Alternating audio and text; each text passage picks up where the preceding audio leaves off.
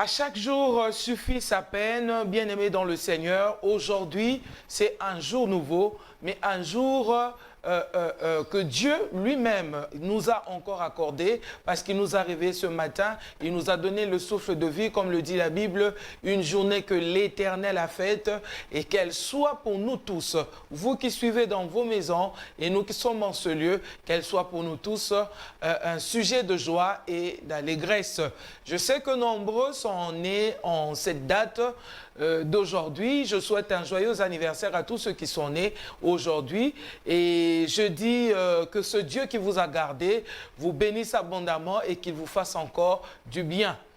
Bien-aimés dans le Seigneur, nous ne venons jamais devant vous sans avoir un invité ou un sujet, un thème très important à développer, un thème très important à parler bien sûr pour aider à chacun de nous de recevoir une connaissance, de recevoir une nouvelle information.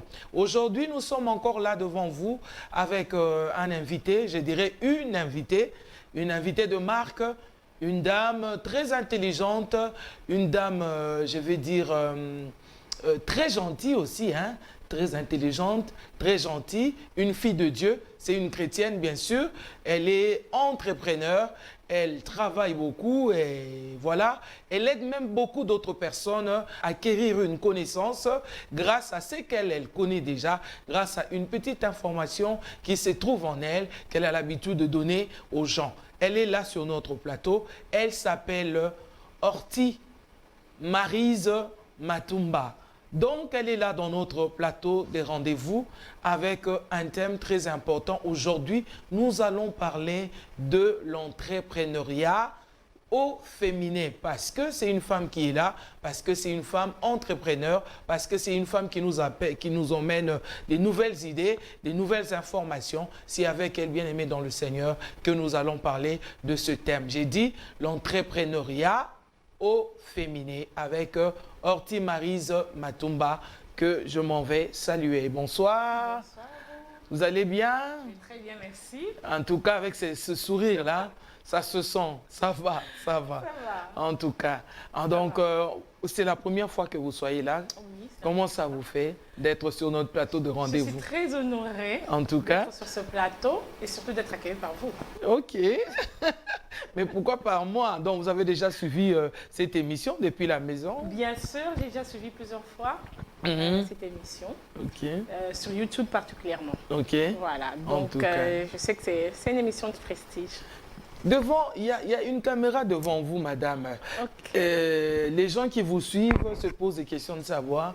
Elle est mariée, elle vient d'où? Elle vit en Europe, elle est de Kinshasa, elle vient de quelle église?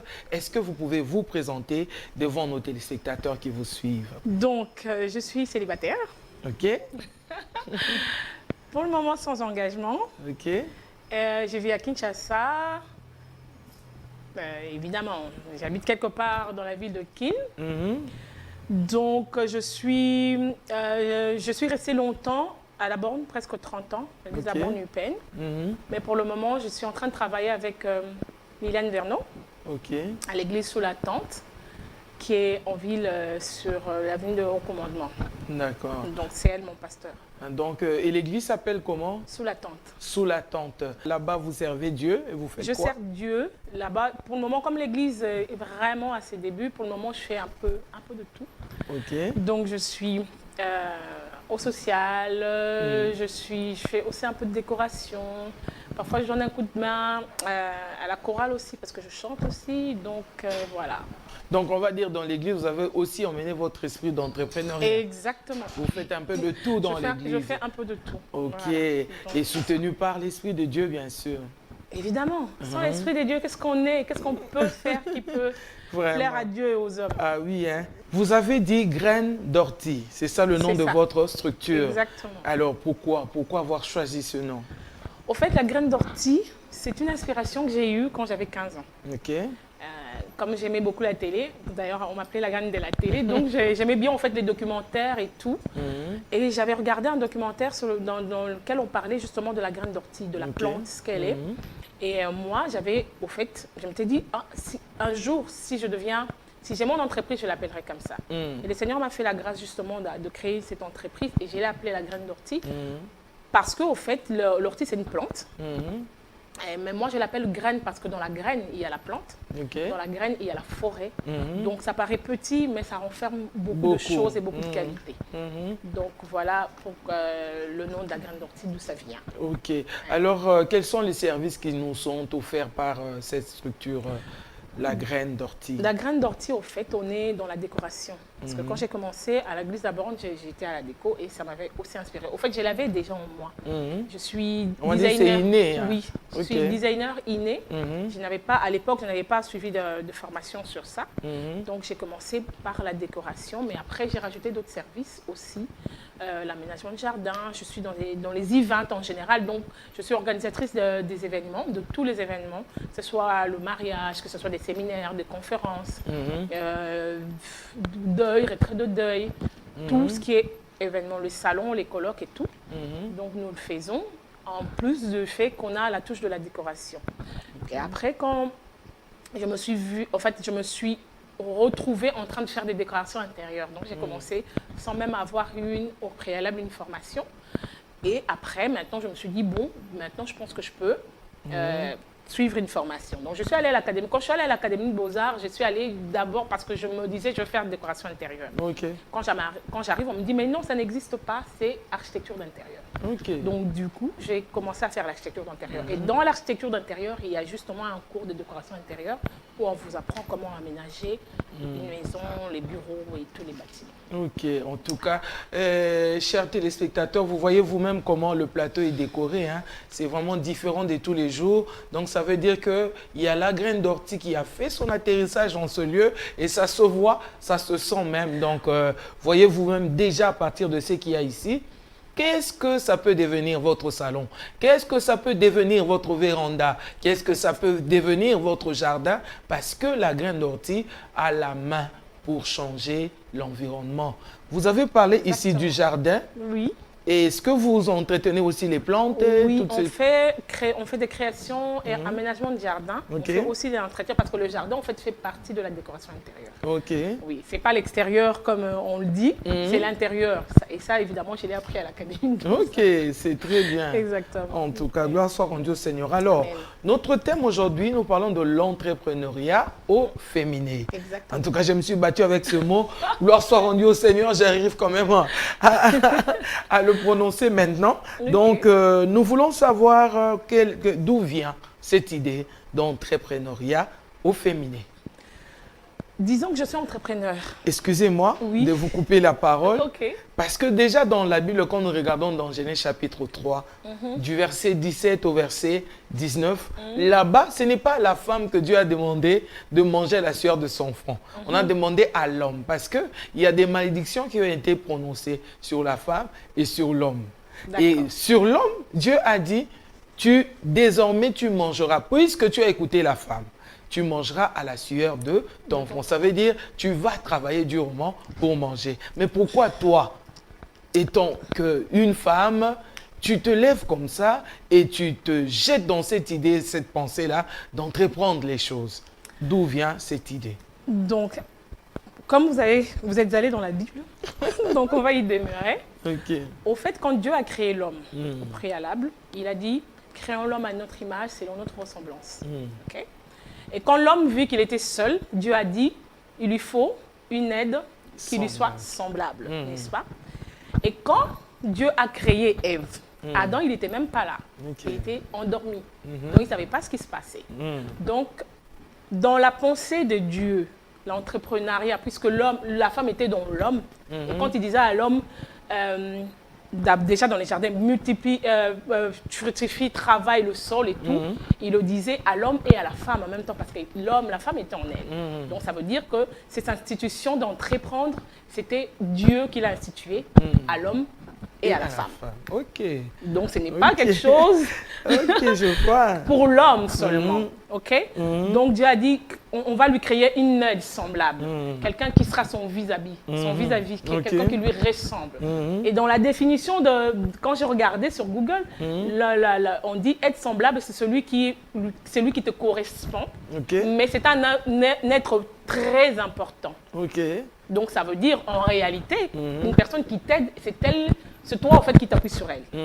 Donc, ça veut dire... Donc, son importance, c'est dans ce que tu dois faire. Exactement. Ok. Voilà. Donc, ça veut dire que moi, je suis plus entreprenante que l'homme que Dieu a créé parce que, justement, moi, je suis plus importante et que je suis une aide. Ok. En tout cas, est-ce que tu suis bien aimé dans le Seigneur? Il faut suivre ces choses. Hein? Toi, tu es femme, tu es à la maison. Il faut écouter ces choses-là. Il y a des personnes qui te disent, toi, assieds-toi, toi, tais-toi. Sois belle et tais-toi. Reste là, ne fais rien. Mais il y a une femme ici sur ce plateau qui nous dit des choses, mais des choses très importantes. Madame Ortie, oui. La graine d'ortie. Exact. N'est-ce pas qu'on dit très souvent que la femme est un être faible? Vous n'avez pas peur que les hommes s'opposent à votre esprit de créativité? Donc, j'étais en train de dire précédemment que je suis une aide semblable. Donc, ça veut dire que la personne sur qui on s'appuie est une personne forte. Donc, en réalité, je ne suis pas une personne faible. D'accord. Donc, je suis plus forte au fait qu'on le croit. La médecine nous prouve que la femme est plus forte que l'homme. Ok. Dans les émotions et dans beaucoup de choses. Peut-être physiquement, ils sont plus forts, mais émotionnellement, psychologiquement, nous sommes plus fortes. Donc, je n'ai pas peur de l'opposition de l'homme. De toute façon, avec toutes les expériences que j'ai rencontrées, j'ai appris à affronter toutes ces choses-là.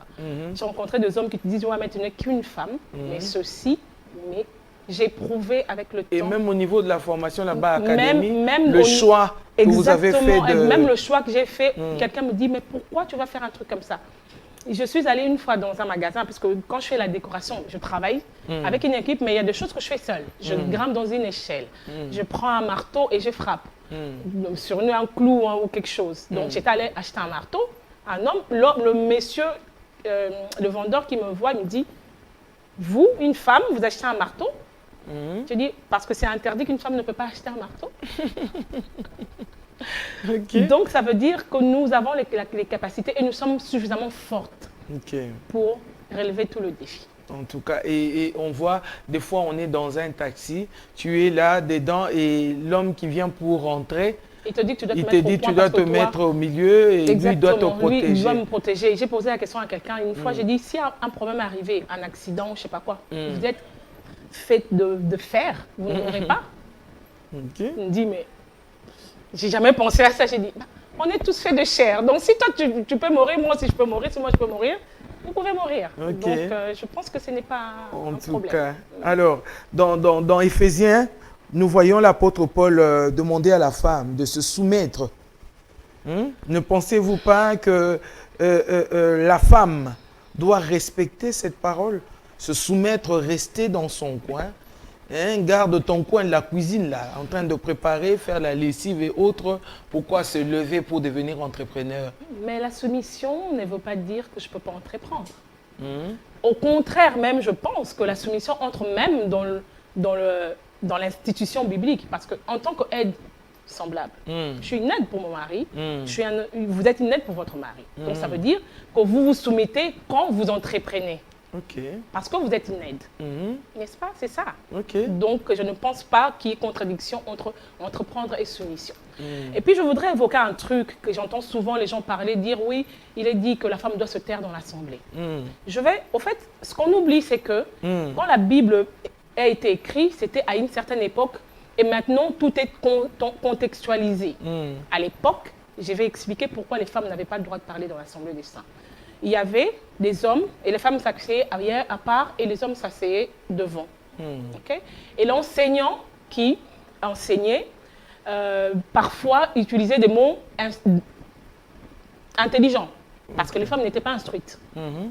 Donc, toi, tu es derrière, ton mari est devant. Et quand tu ne comprends pas quelque chose, tu fais quoi? Tu interprètes ton mari. Hey, chérie, qu'est-ce que le pasteur a dit? Je n'ai pas compris. C'est comme ça que l'apôtre Paul disait. Taisez-vous quand vous êtes dans l'assemblée. Si vous avez des choses à demander, attendez d'arriver chez vous à la maison poser la question à vos maris. Ce n'était pas parce qu'il était interdit à la femme de pouvoir parler, se tenir devant, c'était parce que les femmes parlaient beaucoup dans l'assemblée pendant que la prédication et les messages étaient en train de se donner. Donc, je pense que ce sont des choses qui sont importantes. La soumission n'exclut pas le fait d'entreprendre. La soumission ne dit pas que je dois me taire et rester dans la cuisine. La soumission ne me dit pas que je ne dois pas prêcher. Je suis appelée à faire des choses qu'une aide peut faire. Parce qu'une aide apporte des choses plus que celui qu'on aide. Ok. Alors, la soumission, c'est à son mari ou à tous les hommes c'est à son mari. de la terre? À son mari. Ok. Évidemment que c'est à son mari. Je ne suis pas mariée à tous les hommes de la terre. Parce qu'il y a des hommes qui disent c'est pas à tous les hommes. À toutes les femmes. Mais non, pas du tout. Tu n'as pas à me parler comme ça. Femmes, soyez soumises à vos maris. Ah, ok. Il faut rappeler, à tous les maris. Aux téléspectateurs qui vous suivent là-bas. Et puis, il y a autre chose, je voudrais dire. C'est que on oublie souvent la partie où la Bible dit « Marie, aimez vos femmes ». Ok. Marie, aimez vos femmes. Ça vient d'ailleurs avant, n'est-ce pas? Ouais, donc, ça veut dire que l'homme doit d'abord aimer. Et quand on aime, quand un homme t'aime, il te donne l'attention, le respect qu'il faut, de l'amour comme il se doit. Je pense que la soumission, elle vient d'elle-même. Hein? On ne te demande pas. On ne te demande pas. Quand il s'occupe suffisamment de toi, yo mon romo bengue, papa, chérie, bébé. Le jour où tu es en colère, il t'a fait un truc. Alain. Là, ça change. Ça change. C'est avec le prénom. En tout cas, donc, voilà. Vous avez raison, madame. Vous entendez, hein, bien aimé dans le Seigneur, vous qui êtes là-bas en train de nous suivre, la soumission, c'est à son mari. La soumission, ce n'est pas à tous les hommes de la terre. Quoique, on doit respect à tout le monde, que ce soit grand ou petit. Nous sommes appelés à nous respecter mutuellement dans la société. Donc, voilà un peu. Madame, est-ce que vous pensez qu'une femme peut être à la tête d'une société, conduire une société, une entreprise, et que les choses iront normalement? Parce que très souvent, on dit que la femme, quand elle conduit, quand elle dirige, par exemple, une entreprise, elle est très méchante, elle est très dure envers les gens. Vous pensez que c'est possible qu'une femme soit à la tête d'une entreprise? Qu'une femme soit à la tête d'une entreprise. Il y en a beaucoup de femmes entrepreneurs. D'ailleurs, je pense que les entreprises qui sont dirigées par les femmes sont les entreprises qui s'épanouissent les mieux. La dureté, au fait, vient du fait que la femme n'est pas acceptée. Vous voyez la question que vous avez posée avant. La soumission, c'est à ton mari ou à tous les hommes? Au fait, les gens pensent, et particulièrement ici au Congo, que je dois me soumettre à tous les hommes. Moi, j'engage des hommes. Il y en a une fois que je lui dis, est-ce que vous pouvez faire? Il me dit, non, je ne fais pas, toi, tu es une femme, tu n'as pas le droit de me parler. Ok. Quand j'entends ça, je fais quoi? Je m'oppose, je dois lui montrer que c'est moi la boss et c'est moi qui commande. Et s'il n'entend pas, je le vire. Pour donner l'exemple à tous ceux qui sont là pour que je me fasse respecter. On devient dur seulement parce qu'on doit se faire respecter, sinon rien n'avance. On avance, rien ne marche. C'est justement ça. Et ça, nous voyons même chez les dames pasteurs qui conduisent les églises. Très souvent, on les voit très durs, très... Parce que seulement, tu veux que les gens acceptent ce que tu es. Non pas parce que tu es tombé de nulle part, non, parce que tu as eu un parcours et ce parcours-là mérite un respect. Et vous ne pensez pas qu'il y a une autre manière de vouloir exprimer cela? Par exemple, en faisant bien son travail. Même si tu fais très bien ton travail, si tu n'es pas dur, si tu es gentil, trop gentil. Au fait, je ne veux pas dire qu'il faut être méchant. Non, mais à un certain moment, il faut. Pour te faire respecter, pour que les gens fassent le travail comme il se doit. Et vous pensez que une société peut marcher? Là, c'est dans le cadre caractériel, ça, c'est ce qu'on vient de dire. Mais dans l'organisation, l'administration. Dans l'organisation, dans l'administration, au fait, je disais tout à l'heure que les entreprises dirigées par les femmes marchent mieux. Pourquoi? Parce que la femme, déjà, elle n'est pas acceptée.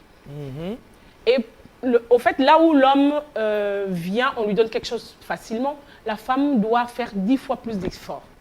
Donc, ça veut dire que quand elle est à la tête d'une entreprise, elle doit faire beaucoup plus d'efforts, 10 fois plus d'efforts pour qu'elle se fasse respecter de gens qui sont autour de lui et ceux qui travaillent dans son entreprise. Donc, ça veut dire que la qualité de son travail est meilleure.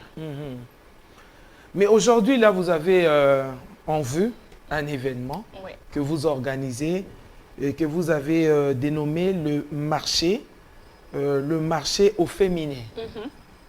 Pourquoi le marché au féminin? Le marché au féminin parce que justement, nous voulons soutenir l'entrepreneuriat féminin.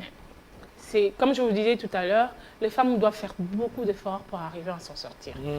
Nous voulons soutenir les femmes, pourquoi? Parce que déjà, la plupart des femmes n'ont pas confiance en elles. Là, beaucoup de femmes se disent, moi je ne peux pas, sans mon mari, sans un homme, je ne peux pas. Je vais vous raconter une anecdote. Quand j'étais en train d'organiser la première édition du Festival du Jardin, je suis allée voir une dame à l'époque, elle était au ministère de Culture.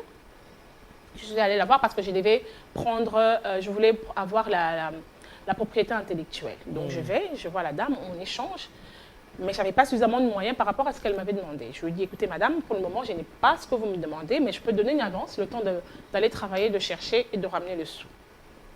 On a échangé un moment et puis à la fin elle me dit, d'ailleurs, au lieu de payer tel montant, ramène seulement autant. Parce que c'est la première fois que je reçois une femme qui ne se plaint pas pour dire, moi je n'ai pas de mari, moi je n'ai pas un copain pour m'aider, moi j'ai personne. Tu t'es dit, tu vas le faire, tu m'as expliqué ce que tu veux et ce que tu avais, tu as dit, je vais aller chercher, je vais revenir. Et c'est ça le problème. Et qu'est-ce que ça vous a fait entendre des choses comme ça? Ça m'a fait plaisir. Au fait, à un moment, je me suis dit, mais tiens, c'est super. Au fait, j'ai confiance en moi. Et c'est important que les femmes aient confiance en elles. Qu'elles ne se disent pas, ah tiens, mais je dois compter sur tel, je dois compter sur mon mari. Oh non, par exemple, j'avais entendu une qui dit, moi ça ne sert à rien, moi je vais épouser un homme riche. Mais tu peux être cette femme riche-là. Ok. Et épouser aussi un homme qui n'a pas. Et toi, grâce à toi, cet homme devient quelqu'un aussi. Pourquoi il faut seulement que ça vienne des hommes? Je ne suis pas féministe, hein, il faut que les gens comprennent. Je ne suis pas féministe, mais je crois à la capacité de la femme. D'ailleurs, moi, la parité, je le dis toujours, je suis contre ça. Moi, je suis pour la complémentarité parce que je crois que la femme et l'homme se complètent. Et parce que je crois aussi que ce n'est pas biblique. D'accord. Donc voilà. D'accord, madame, tu nous apprends les choses aujourd'hui. Alors, pourquoi seulement avoir choisi la femme? Pourquoi ne pas faire ce même marché-là? Comme vous venez d'ailleurs de dire que l'homme et la femme sont complémentaires. Il manquerait peut-être quelque chose sur vos tables parce que l'homme n'a pas exposé, parce que l'homme n'est pas dans cette affaire. Je vais vous dire la vérité, ça va faire plus de 20 ans que je suis dans l'entrepreneuriat. Et je vous assure que j'en ai vu des verts et des pas mûrs. Ok. J'ai rencontré des gens, au fait, qui, la plupart, c'est pas tous, hein, la plupart se disent que toi, en tant que femme, pour que tu avances et que tu ailles de l'avant, il faut absolument que tu passes par ce qu'on appelle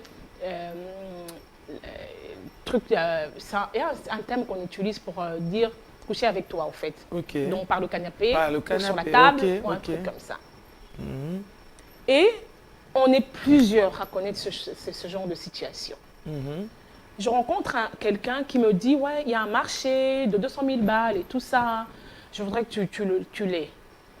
Déjà, je l'emmène au restaurant, c'est moi qui paye le resto. Il te propose le marché, il te dit qu'il doit prendre 30%. Et troisièmement, il te propose de sortir avec.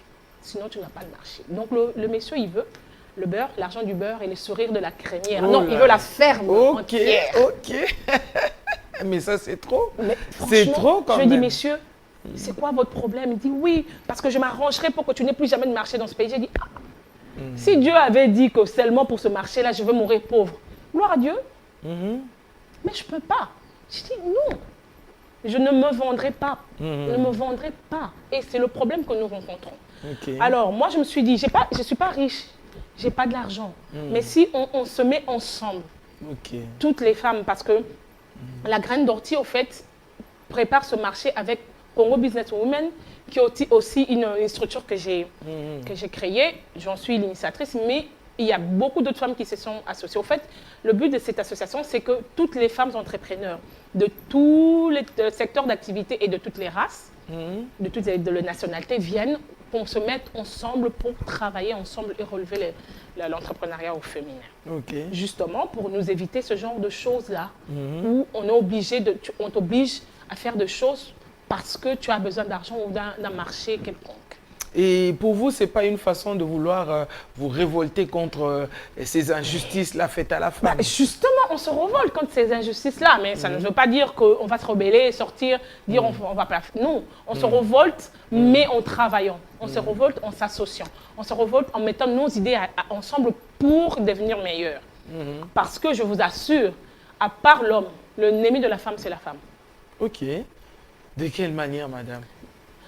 Généralement, ce que je remarquais, c'est que une femme qui prospère ne veut pas voir l'autre femme prospérer. Elle veut qu'elle reste sur ses pieds et venir mendier.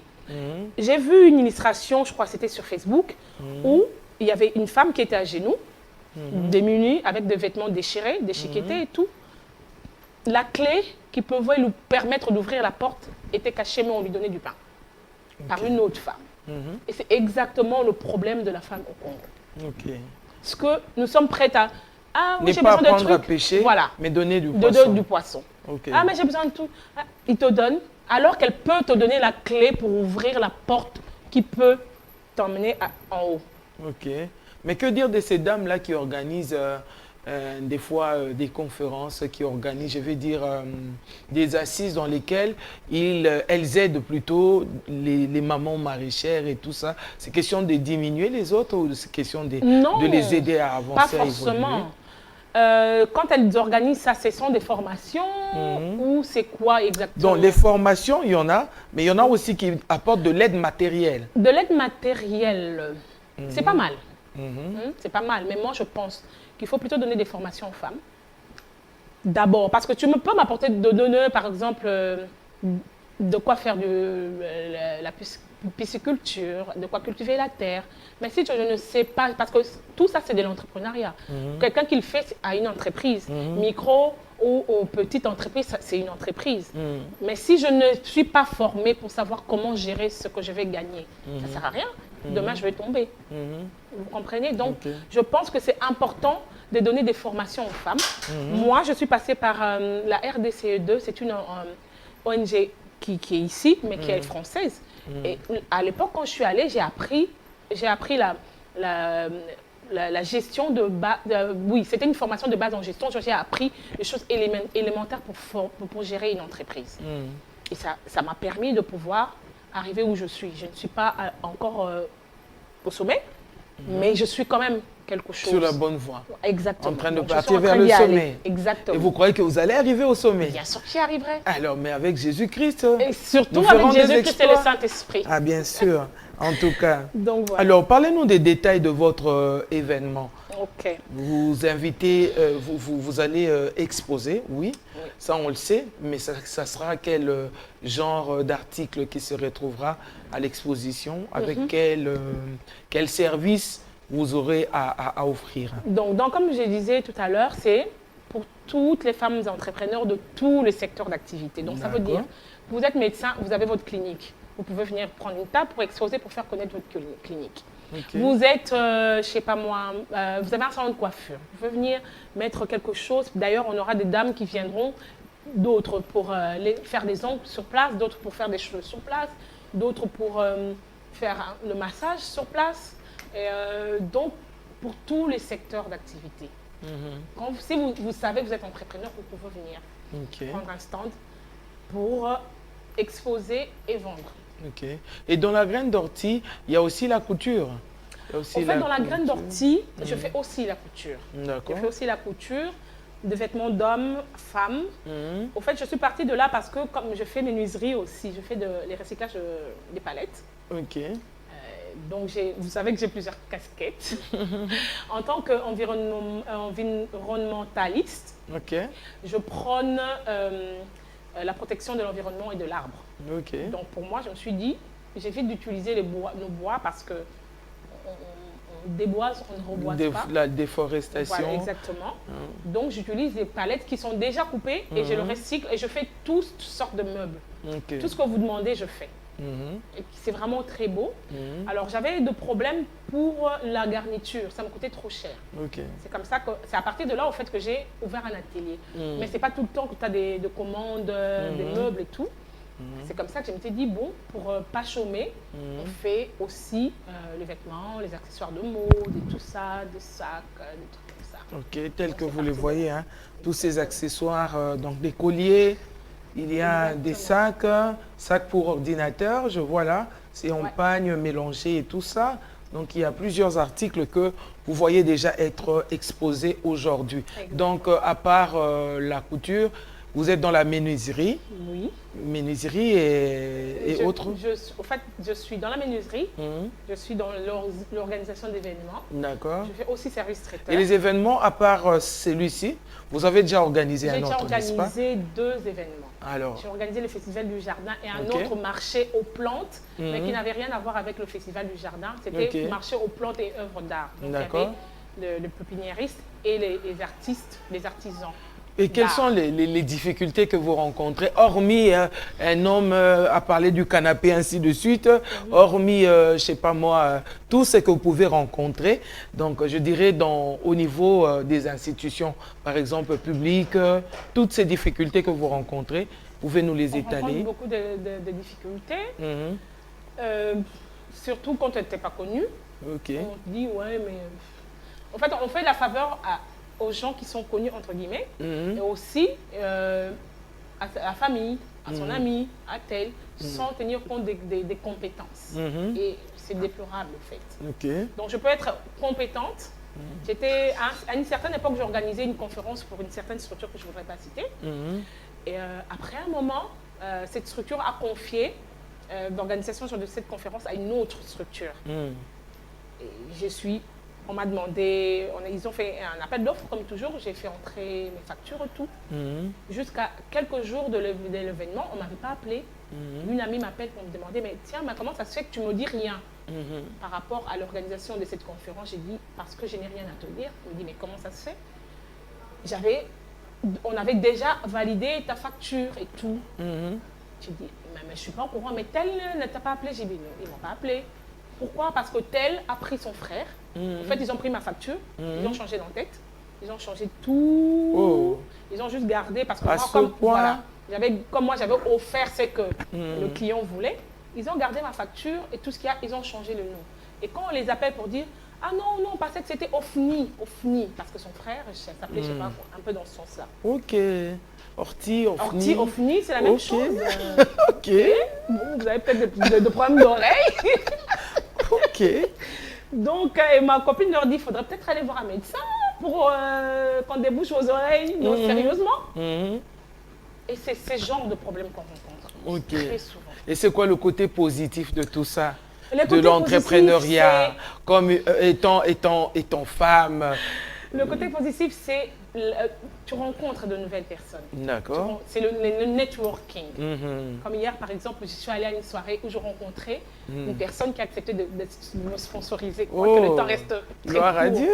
Gloire à Dieu. C'est ça, en fait, l'entrepreneuriat. Et c'est important, justement, ces networking-là, parce que ça te permet de rencontrer des potentiels clients, des potentiels acheteurs, des potentiels sponsors et partenaires. En tout cas, c'est le côté que moi j'ai aimé. Ok. Alors, je voudrais que vous regardiez cette caméra, que vous puissiez donner envie à une femme entrepreneur d'emmener ce qu'elle a, ce qu'elle possède, ce qu'elle a comme connaissance, comme atout, comme capacité, pour qu'elle vienne assister à cet événement. Vous avez la caméra juste là, devant vous. Ok.